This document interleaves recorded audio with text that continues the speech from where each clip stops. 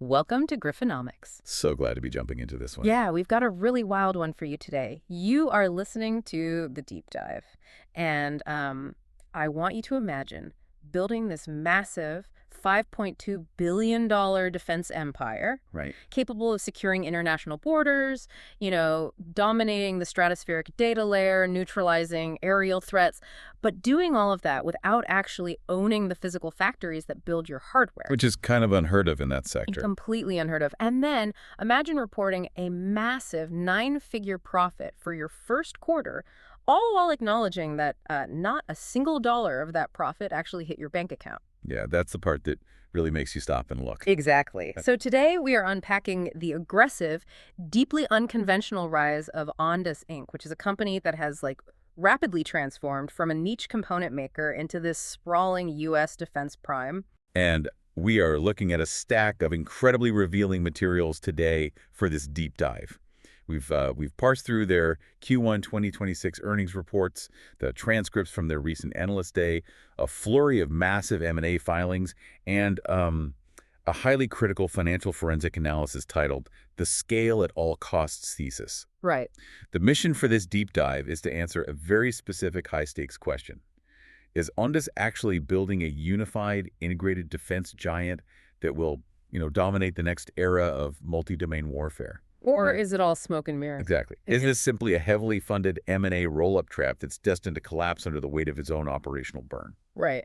Now, before we jump into the financial forensics, we need to offer a quick orientation for you listening. The sources we are unpacking today cover highly sensitive, ongoing geopolitical defense contracts. Yeah, very heavy stuff. Yeah, we are looking at data involving the U.S. Department of War, the Drone Dominance Program, and multi-million-dollar autonomous demining tenders along the Israeli borders.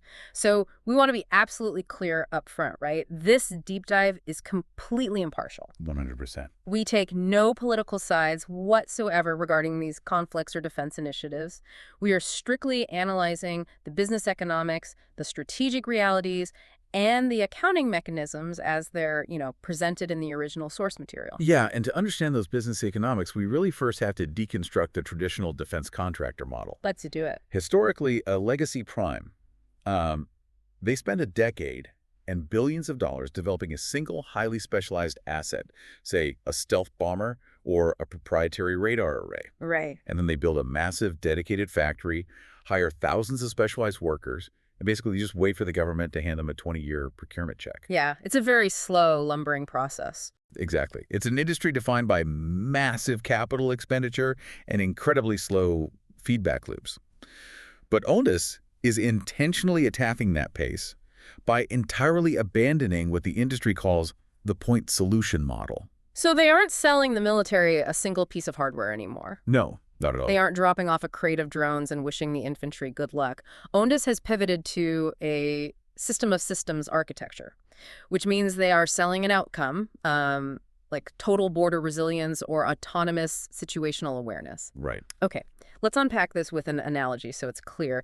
It's basically the difference between buying a single security camera versus buying an entire smart home security system that, automatically locks doors and calls the police if someone breaks in. That's a perfect way to look at it. Yeah. To deliver that outcome, they're unifying disparate assets. We're talking stratospheric balloons floating at 60,000 feet. Wow. Yeah, plus aerial loitering munitions and ground-based robotics. And all of it is networked into a single, cohesive ecosystem. But wait, building that massive, interconnected physical grid, that requires thousands of assets. Right. And this is where their strategy severely diverges from legacy defense primes. Because instead of pouring billions of dollars into building their own automated manufacturing plants, Ondas utilizes an industrial contract manufacturing model. Yeah. They've anchored their production with established commercial manufacturing giants. Companies like Flex, Detroit Manufacturing Systems, and specifically Kitron over in Pennsylvania. Okay, I have to challenge the viability of that outsourced model, though. Go for it. When we look at the sheer scale of modern military requirements, the U.S. Drone Dominance Program explicitly demands the rapid fielding of 340,000 low-cost drones.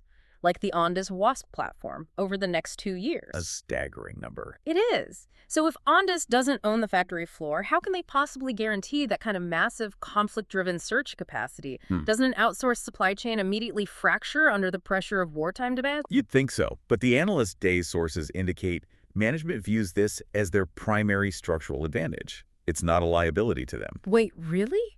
How? Well, when Ondas partners with a facility like Kitron, they aren't just sending over CAD files and hoping for the best.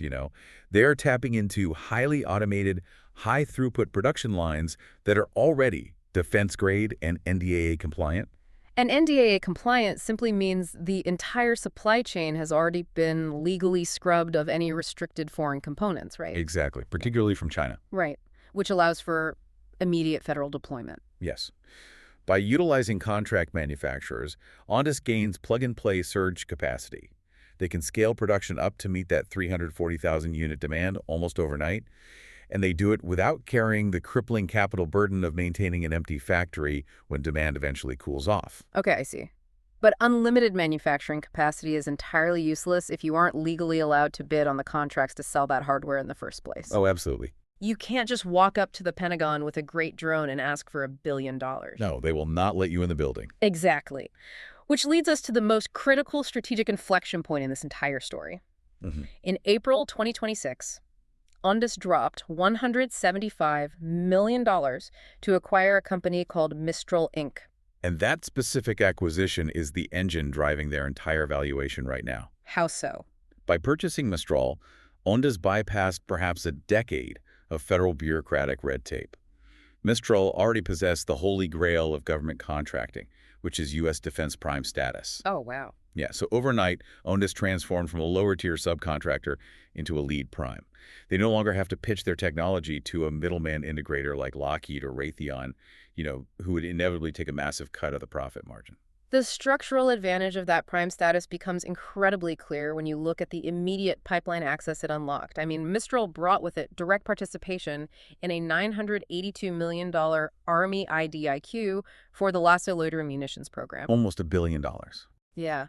And for those following defense procurement, an IDIQ isn't a guaranteed check. It's a hunting license. Right. Indefinite delivery, indefinite quantity. Exactly.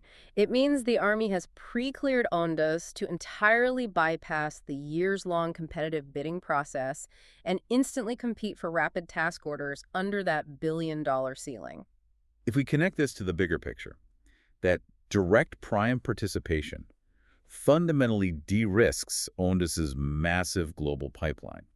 The company currently has $4.3 billion worth of program submissions actively pending. Across 45 different global initiatives, right? Yeah. As a prime, they control their own destiny in bidding for those sovereign defense initiatives. They own the direct relationship with the end user, which allows them to capture the full margin of the contract, rather than settling for subcontractor scraps. Having a prime seat at the Pentagon table is a massive structural advantage, but I mean, the government isn't buying this architecture unless Ondas can prove the hardware actually survives in a contested electronic warfare environment. They need to see it work. Right, let's look at the physical infrastructure they are deploying to secure that hardware. They call it the Iron Wave architecture, which is a multi-layer robotic defense shield designed to protect their own assets and neutralize incoming threats. And the Iron Wave platform is a fascinating study in multi-domain integration. It combines the technology of several recent Ondas acquisitions to create a closed-loop detect-to-defeat shield. Right. What makes it unique is how it actively balances two distinct threat mitigation strategies. We're talking non-kinetic and kinetic responses. In defense parlance, it's the difference between a soft kill and a hard kill. Okay, let's think about this less like a traditional weapon and more like a digital immune system. I like that. Yeah, so for the soft kill option, Ondas utilizes technology from their Centrix acquisition, which relies on something called cyber over RF. These act like the white blood cells of the defense grid. How does that actually look in the field, though? Well, instead of firing a missile to shoot a hostile drone out of the sky, which creates dangerous falling debris, Centrix silently intercepts the target's radio frequency, cracks the encryption, securely takes over the hostile drone's flight controls, and literally forces it to land safely. It isolates and neutralizes the virus without causing systemic shocks to the surrounding area. Exactly. I like to think of it as a sophisticated security bouncer capable of talking a trespasser down, via their own radio frequency. But what happens if they can't talk them down? Right. The problem arises when the incoming threat operates entirely autonomously, without a radio frequency link. That renders the soft kill useless. Right. So if the virus mutates and bypasses those white blood cells, the system instantly escalates to the hard kill option. This triggers the Iron Drone Raider, which is an autonomous physical interceptor that launches into the sky and kinetically destroys the target. So physically removing the trespasser. Exactly. It acts as the surgical amputation when non-lethal methods fail. By integrating both layers into a single shield, Ondas gives military commanders scalable options, keeping collateral damage incredibly low in complex, populated environments. But an immune system of that scale requires a highly sophisticated central nervous system to direct it. You can't just have thousands of autonomous drones and RF jammers making isolated, uncoordinated decisions across hundreds of miles of battle space. Oh, absolutely not. It would be chaos. Total chaos. Which brings us to their product innovation and the specific strategic partnership with Palantir to create a software platform called SkyWeaver.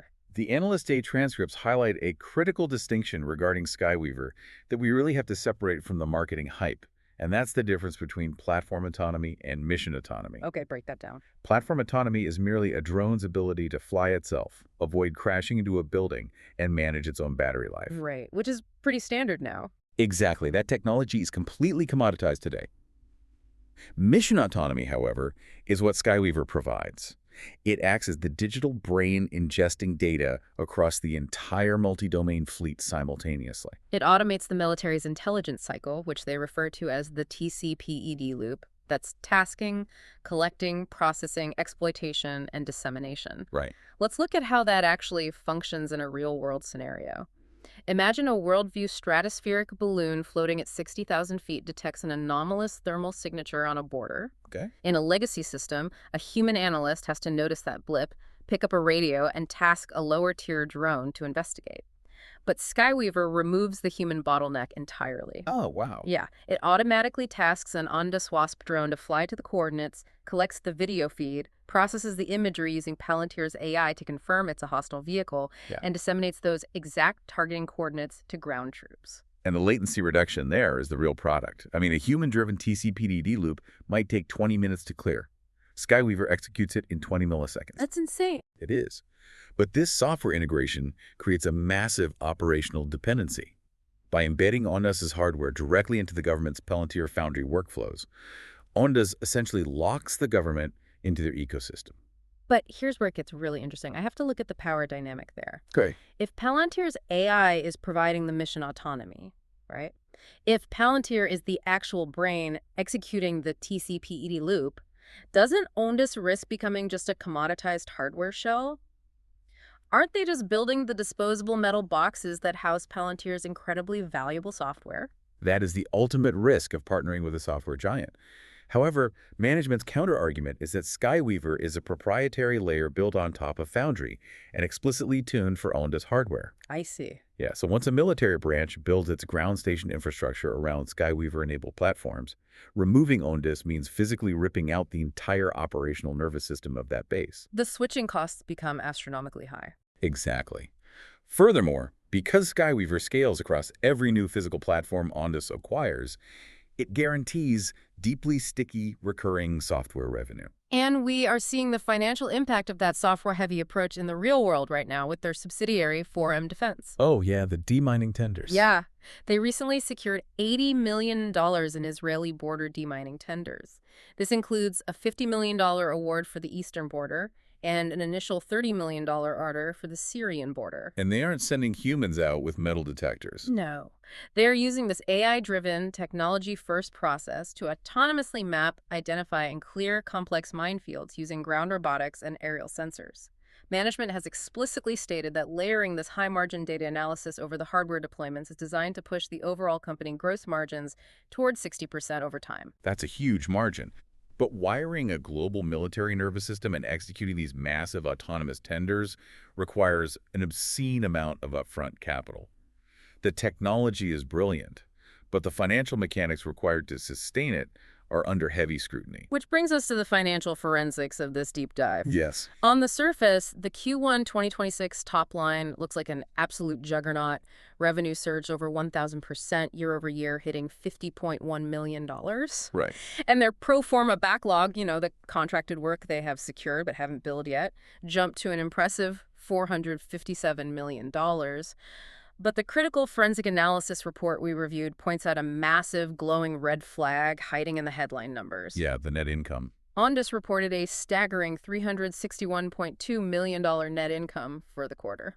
This raises an important question, right? Because that nine-figure profit is the centerpiece of the bear thesis. It is entirely an accounting illusion driven by GAAP reporting rules. Wait, really? An illusion? Totally. The forensic report deconstructs this brilliantly.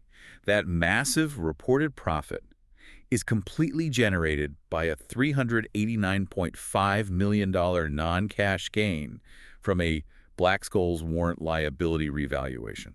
Okay, let's translate that for anyone who doesn't spend their weekends reading arcane corporate accounting standards. Please do.